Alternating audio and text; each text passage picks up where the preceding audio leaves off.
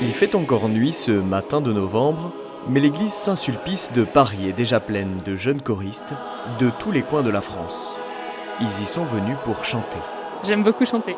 Dans ma foi, je dirais que c'est un grand pilier qui m'aide bien à prier. C'est un super moment à partager avec tous les autres choristes en France. Et pour se retrouver avec plein de jeunes autour du chant liturgique.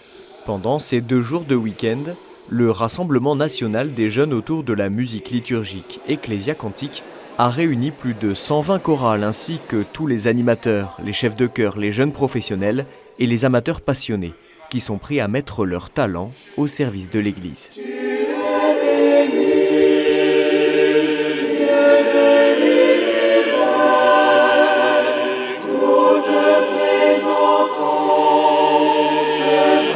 Cet événement, en fait, il est né il y a plus d'1 an sur le diocèse de Grenoble, où un groupe de jeunes a décidé de monter un week-end de formation sur le chant liturgique. Et c'est ça qui est assez formidable avec Ecclésia Cantique, c'est qu'il y a cette idée de se dire que de plus en plus de jeunes ont envie de rendre service à travers le chant et à travers la musique pour leur diocèse, et que là on leur donne l'occasion finalement de se former, d'apprendre des nouveaux chants, de chanter ensemble, de prier ensemble, d'évangéliser ensemble, pour qu'après ils retournent dans leur paroisse et qu'ils aient cette possibilité de rendre tout ce qu'ils ont reçu pendant ce week-end. Ils sont plus de 1000, le programme de ces jours-ci est bien rempli. Après la messe, plus de 20 masterclass sont proposées, afin que les jeunes puissent approfondir leurs connaissances liturgiques et techniques du chant et de la musique. En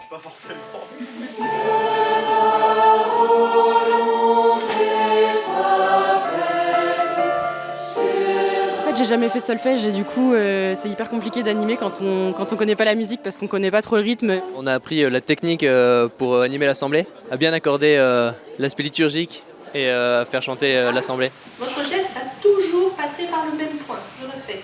1, 2, 3, 4. Plus les animateurs se formeront, plus la liturgie sera belle et plus les fidèles pourront entrer dans le mystère. Comme dit le pape François, la messe n'est pas un spectacle, c'est justement le lieu où le Christ se donne à nous. Et l'animateur, c'est pas un agitateur, c'est vraiment quelqu'un qui va insuffler l'âme.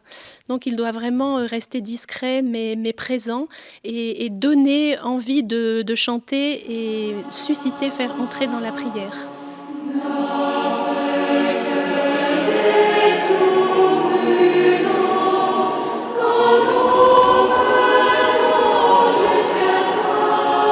Si on croit vraiment que c'est Dieu qui est sur l'autel à la messe, eh bien on doit vraiment lui offrir le meilleur.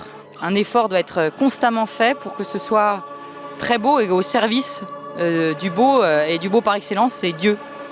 Donc c'est très important et c'est très exigeant.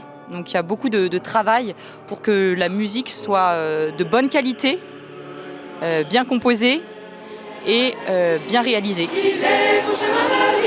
Et une bonne méthode pour éprouver la qualité de leur chant, c'est d'aller dans les rues. L'occasion d'annoncer le Christ et de transmettre leur joie. Dans la rue, très souvent, on se croise, on se dit pas un mot, et là, les gens s'arrêtent quand ils nous entendent chanter et on les marque. Et du coup, à travers ça, il y a un dialogue qui s'installe parfois, de temps en temps. Et par ça, on témoigne de notre foi, de cette joie.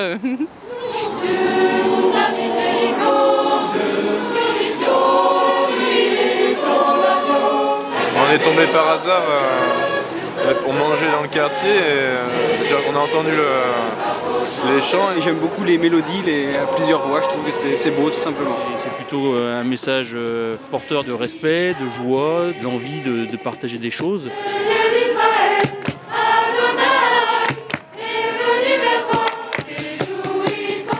On dépasse un peu notre timidité à plusieurs, on découvre un peu le côté missionnaire du chant. On va au-delà un peu de ce qu'on a l'habitude de faire.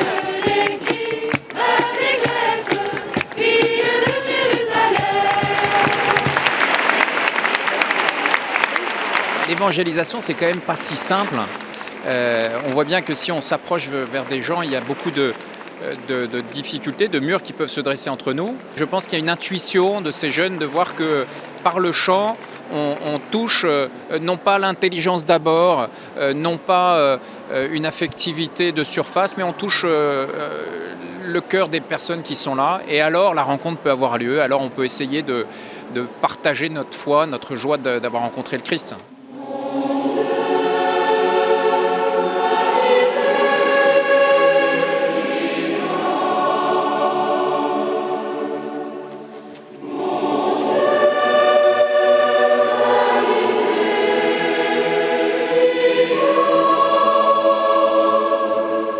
Point fort du week-end, le concert géant. Des centaines de jeunes voix vibrent à l'unisson en chantant des hymnes de louange.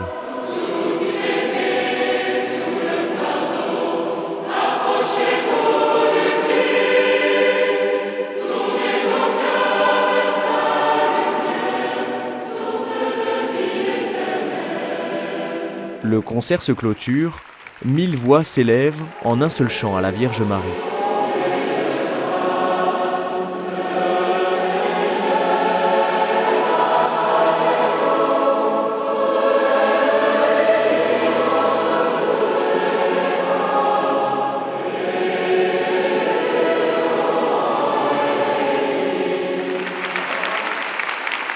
C'était impressionnant de voir déjà l'église aussi remplie. J'ai trouvé ici beaucoup de joie, beaucoup de ferveur aussi de la part des étudiants. Mais le fait de cultiver la beauté dans le chant, ça nous aide après à développer cette dimension de la beauté dans toute notre vie. Ces choristes vont revenir chez eux dans les paroisses pour y témoigner de leur foi et surtout pour y développer et partager leurs acquis en chant liturgique avec tous ceux qui veulent chanter Dieu. Tous ces jeunes, c'est l'église de demain. C'est aussi un appel pour nous, plus âgés, à ouvrir nos portes et nos cœurs et nos paroisses à leur dynamisme. Dans un monde qui parfois va pas bien, où on a tellement de causes de désespoir dans le monde, là il y a une vraie espérance qui est manifestée, que finalement la morosité, c'était pas une fatalité.